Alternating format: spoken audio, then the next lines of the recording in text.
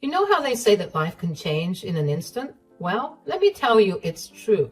One moment you're living your best life, and the next you're caught up in a whirlwind of drama that you never saw coming.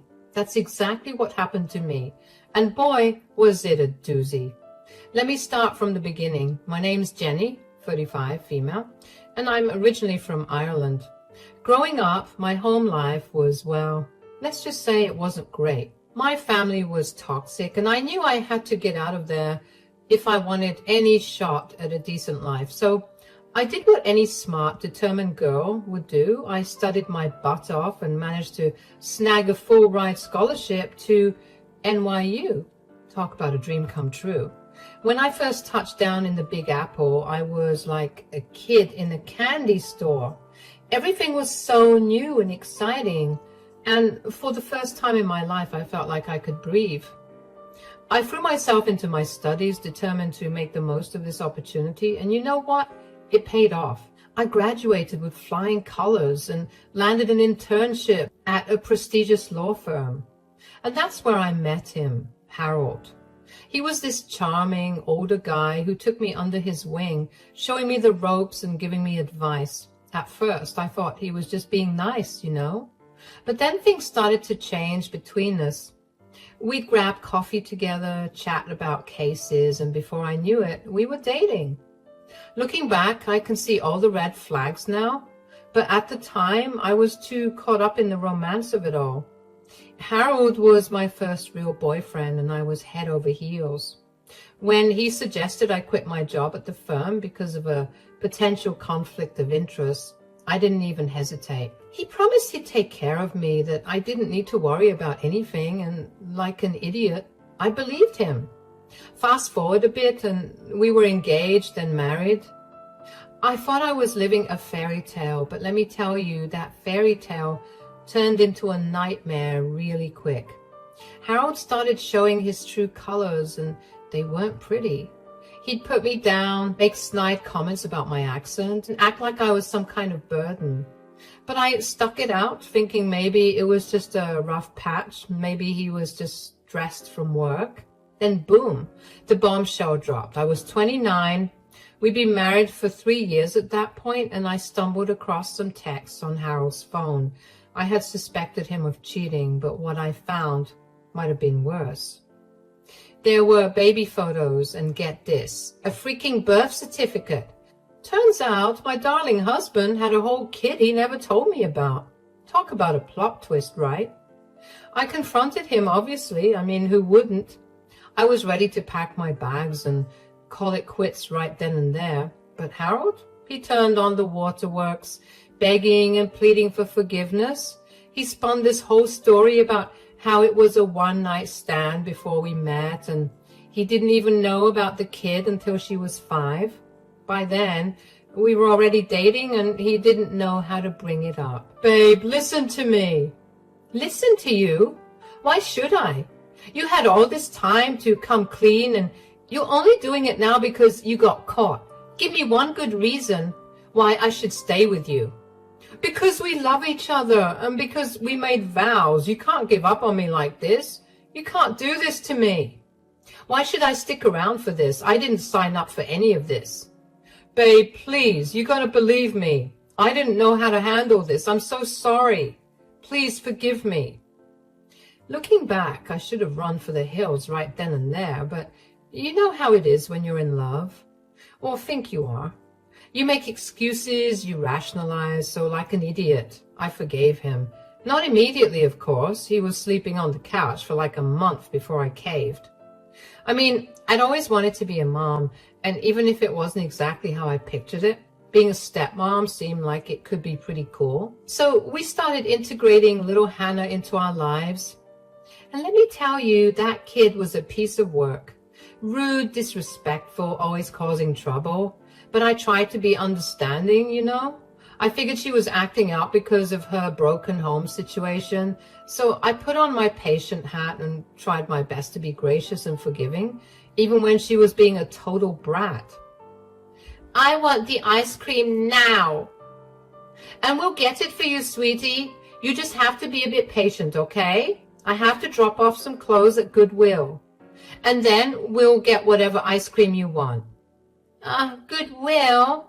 Why do you want to help those poor people? I don't care about them. That's not a very nice thing to say. They are people in need and they need our help. I don't care. I hope they all die. And don't tell me what's nice and what's not nice. You're not my mom.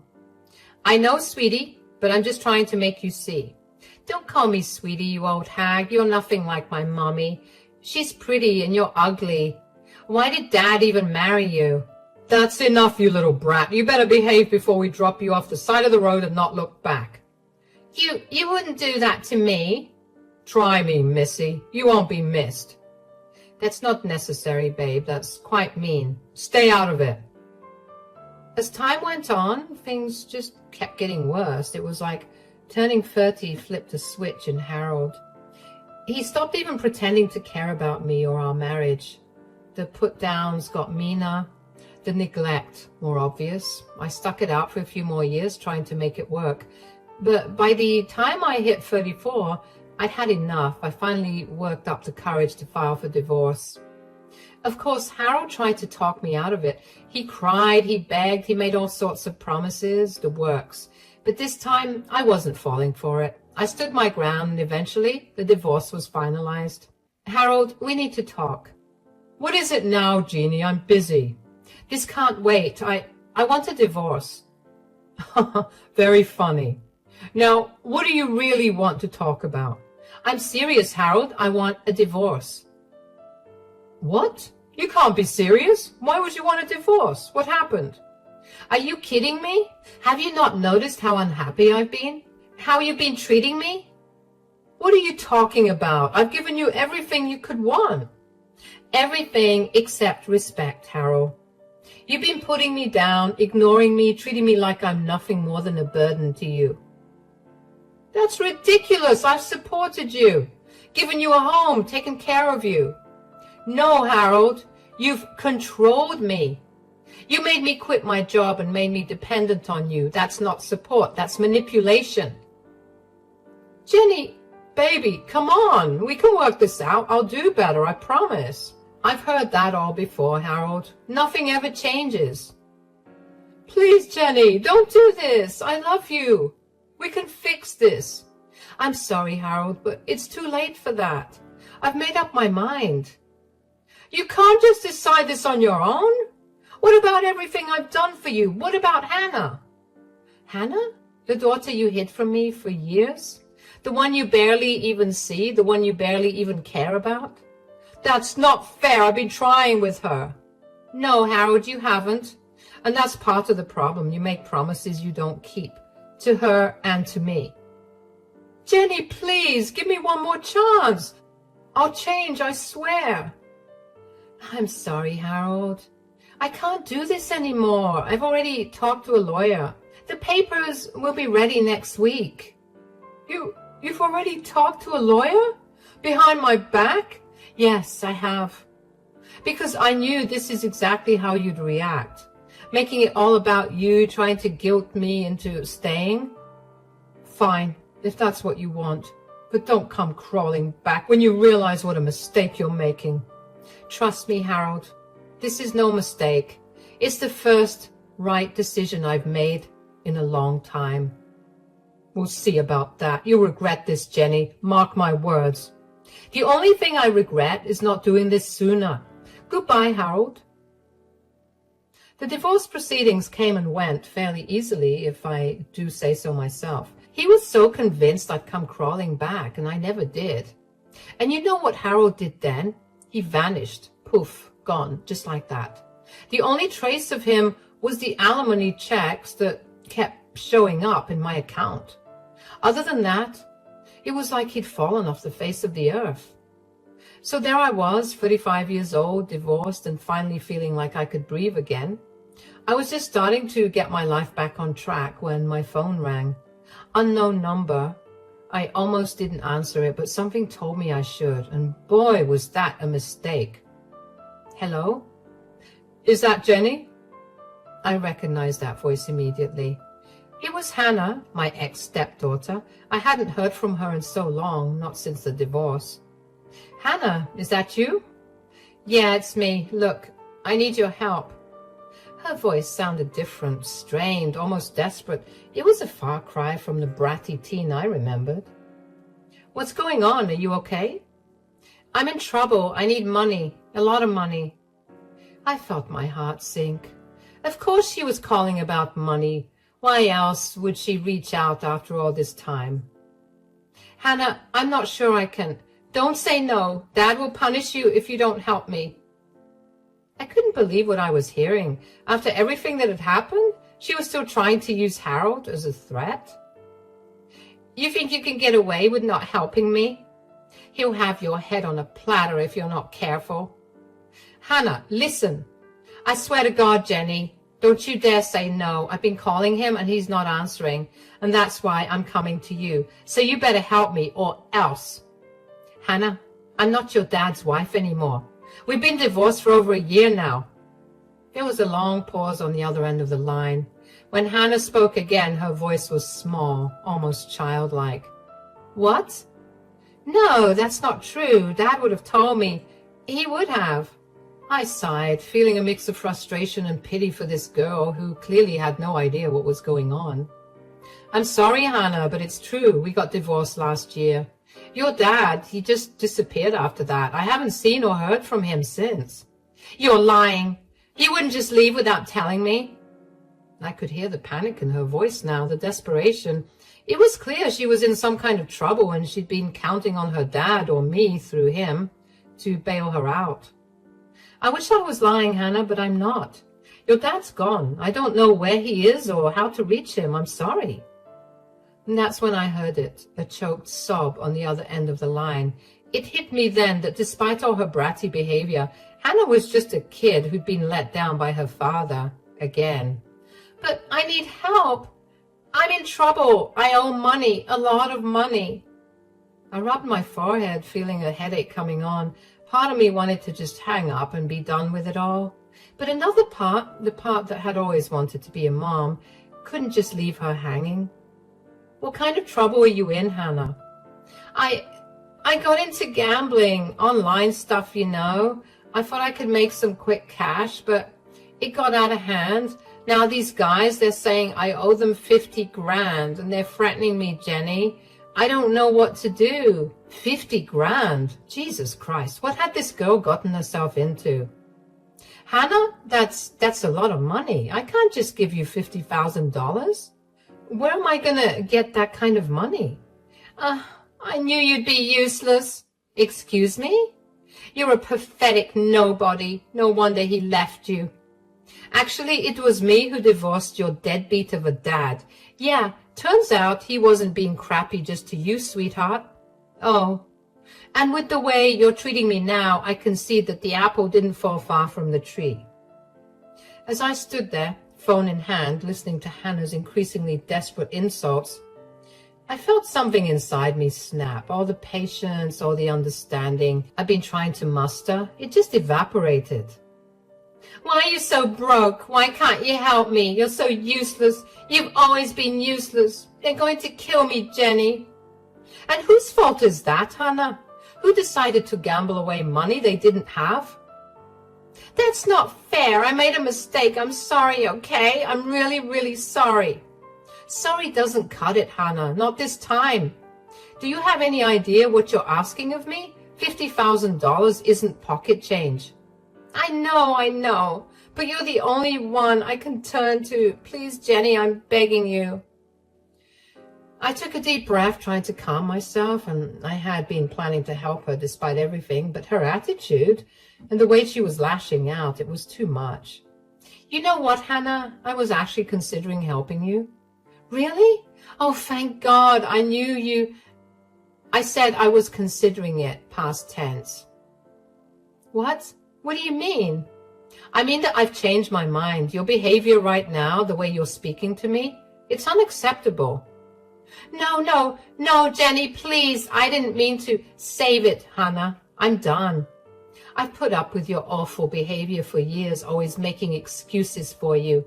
And I get it. You're a young, dumb kid. But I don't know where you get off talking to people this way. I would always stick up for you, even for your deadbeat of a dad, but I'm not doing it anymore. Jenny, please, I'm sorry, I'll do anything. Goodbye, Hannah. With that, I hung up the phone. My hand was shaking as I navigated to my contacts and blocked her number. As soon as it was done, I felt a wave of emotions wash over me. Relief, guilt, anger, sadness. It was overwhelming. I sank down onto my couch, my mind racing. Had I done the right thing? Part of me felt terrible for abandoning Hannah when she was clearly in trouble. But another part, a stronger part, knew that I had to protect myself. I couldn't keep setting myself on fire to keep others warm. Weeks turned into months. I threw myself into my work, started taking yoga classes, and even began dating again. For the first time in years, I felt like I was living my life for me, not for anyone else. It was about 6 months after that fateful phone call when I ran into an old colleague from the law firm where I had first met Harold. We decided to grab a coffee and catch up. So, how have you been, Tom? Still slaving away at Johnson & Partners? You know it. Someone's got to keep that place running. And how about you? How's life post-Harold treating you? I couldn't help but smile at that. Honestly, it's been great. I feel like I'm finally living my life on my own terms. Tom nodded, but there was something in his expression that made me pause. What is it, Tom? You've got that look. I didn't want to bring it up, but have you heard anything about Harold recently? I felt my stomach clench. Part of me wanted to say no, to change the subject and pretend I didn't care, but curiosity got the better of me. No, I haven't. Why? What's going on? Tom looked uncomfortable, stirring his coffee unnecessarily. Well, it's just rumors, you understand, but word around the office is that he's been struggling. Struggling? How? I felt like I'd been punched in the gut. Despite everything, a part of me still cared about Harold, or at least cared about the man I thought he had been. How bad is it? Bad enough that the partners are talking about it. He hasn't shown up to work in months, just vanished. I sat back in my chair trying to process this information. Harold gambling and drinking? It didn't seem possible. He'd always been so put together, so in control. But what about his job, his clients? From what I hear, they've been reassigned. The official line is that he's on an extended sabbatical, but, well, you can imagine how that's going over. I nodded, my mind racing. Harold just didn't abandon everyone he knew. He abandoned his livelihood as well. What if he wasn't even alive anymore? Jenny, you okay? I blinked, realizing I'd been lost in thought. Yeah, sorry, it's just a lot to take in. Tom reached across the table and patted my hand. I'm sorry, I shouldn't have said anything. It's not your problem anymore. I gave him a weak smile. No, it's okay. I'm glad you told me. We finished our coffee, chatting about lighter topics, but my mind kept wandering back to Harold and Hannah. As I drove home, I couldn't shake the feeling that something was very, very wrong. Over the next few weeks, I found myself thinking about Harold and Hannah more and more. I'd catch myself wondering where they were, if they were okay. But every time these thoughts crept in, I'd remind myself of all the pain, all the stress they put me through. I'd remind myself that I'd made the right choice in cutting them out of my life. But then one rainy Tuesday afternoon, everything changed. I was at work. Obviously, I started working again after the divorce to support myself. Buried in paperwork when my phone rang. Unknown number. My heart skipped a beat. Could it be Hannah again? Or maybe even Harold? My finger hovered over the decline button, but something made me answer. Hello? Is this Jenny O'Brien? Yes, this is her. Who's calling? Miss O'Brien, this is Detective Michael Santos with the NYPD. I'm calling about Harold Thompson. I felt my blood run cold. What about him? Miss O'Brien, I'm sorry to inform you that Mr. Thompson was found deceased in his apartment this morning. The world seemed to stop. I couldn't breathe, couldn't think. What? I understand this must be a shock. Were you and Mr. Thompson close? I laughed, a harsh, bitter sound that surprised even me. We were divorced over a year ago. I haven't spoken to him since. There was a pause on the other end of the line. I see. Well, Miss O'Brien, the reason I'm calling is that you're listed as Mr. Thompson's emergency contact. We've been unable to reach his daughter, Hannah. Of course. Hannah hadn't bothered to change his emergency contact, and of course, Hannah was nowhere to be found. What do you need from me, Detective? We need someone to come down to the station to answer some questions and to identify the body. I closed my eyes, feeling a headache coming on. All right, I'll be there as soon as I can. As I hung up the phone, I felt like I was in a daze. Harold was dead. The man I'd once loved, once planned to spend my life with, was gone. And now, somehow, I was responsible for dealing with the aftermath. I called my boss, explained the situation, and headed to the police station. The next few hours were a blur of questions, paperwork, and the grim task of identifying Harold's body. He looked old, worn out, nothing like the confident, charismatic man I'd married. As I was leaving the station, Detective Santos pulled me aside. Miss O'Brien, there's something else you should know. I braced myself, wondering what else could possibly go wrong. What is it? We found some concerning items in Mr. Thompson's apartment. Evidence of heavy gambling debts and threats from loan sharks, and, well, there's no easy way to say this. We believe his death may not have been accidental. I felt my knees go weak. I grabbed onto the wall for support. Are you saying he was murdered? We're not sure yet, but it's a possibility. We're investigating. I nodded, unable to form words. As I stumbled out of the police station, I felt like I was drowning. How had things gone so wrong? How had the man I once loved ended up like this? Over the next few days, I found myself thrust into a role I never expected, executor of Harold's estate. It was a mess, to put it mildly. Harold had left behind a mountain of debt, a trashed apartment, and countless loose ends that needed tying up. As I sorted through his belongings, I came across photo after photo of Hannah. Harold smiled proudly at her high school graduation. The two of them are on a fishing trip, family portraits where I had been carefully cropped out. It was like looking at a life I had never been a part of, a side of Harold I had never truly known. And through it all, Hannah was still nowhere to be found. I tried calling her, even unblocking her number, but it just went straight to voicemail. I left message after message, each one more urgent than the last. Hannah, it's Jenny. Please call me back. It's about your father. It's important. Hannah, where are you? The police are looking for you. Please just let someone know you're okay. Hannah, I know things ended badly between us, but please, your father is dead. You need to come home. But there was never any response. As the days turned into weeks, I found myself worrying more and more about her. Where was she? Was she safe? Did she even know what had happened to her father?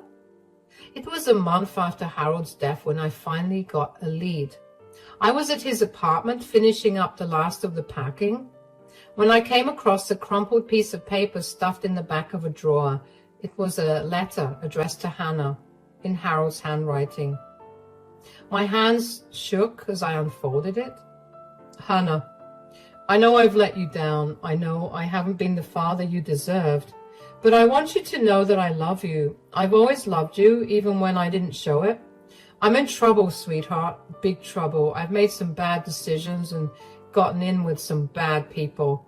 I thought I could handle it, thought I could win it all back, but I was wrong.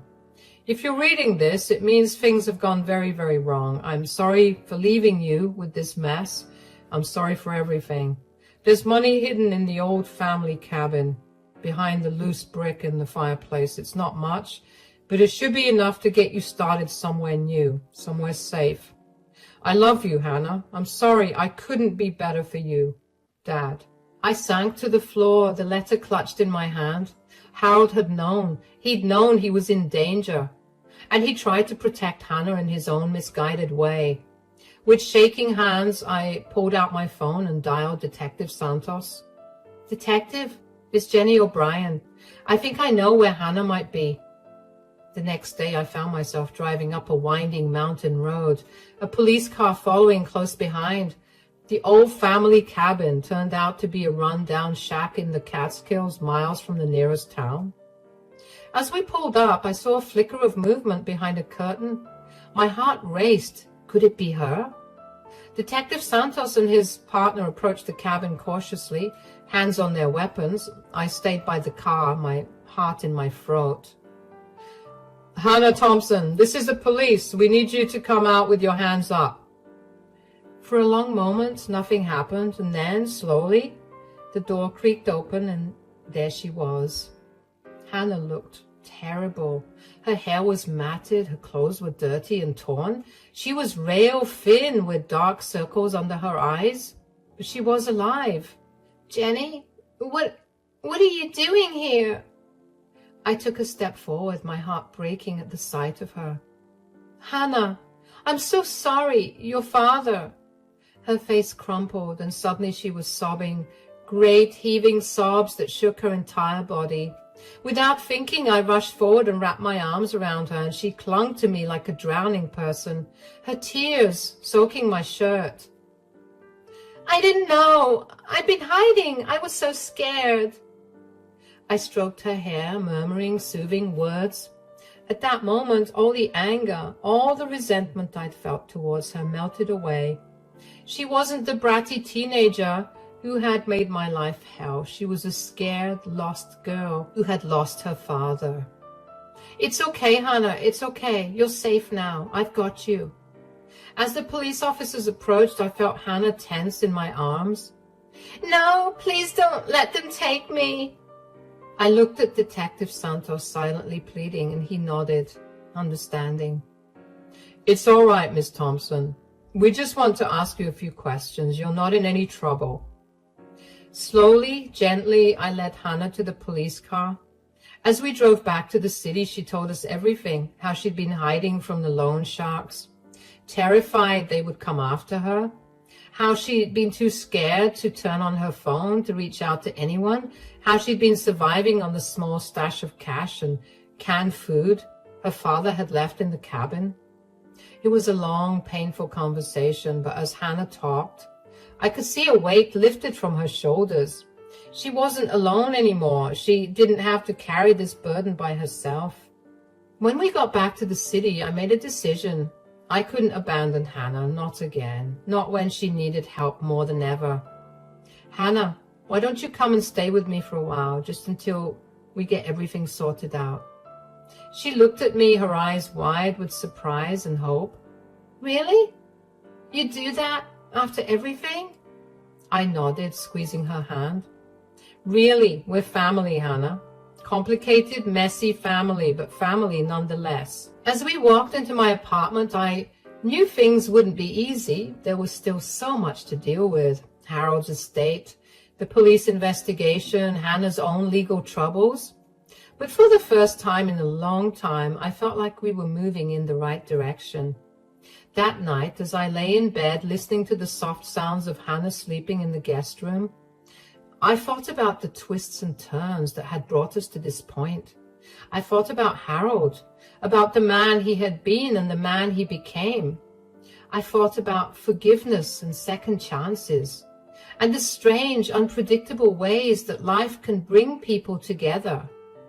And I realized that sometimes revenge doesn't feel as sweet as it's chalked up to be. Sometimes the universe handles your own battles in ways you never expected. Don't get me wrong, Harold was an awful man to me and his daughter, and it looked like he got his just dues. Even Hannah, in all her brattiness, managed to get her just desserts too. And I feel like she's done her time, and now is the time for second chances. As I drifted off to sleep, I made a silent promise to Hannah, to myself, and yes, even to Harold's memory.